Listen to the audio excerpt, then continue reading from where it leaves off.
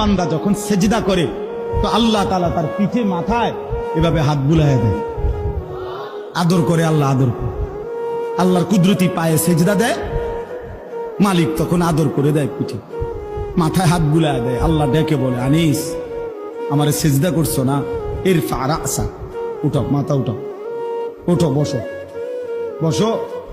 আর কিছু বলবা কিনা বলো। তো বান্দা বলে আত্তাহিয়াতু লিল্লাহি ওয়াস সালাওয়াতু ওয়াত তাইয়্যিবাত।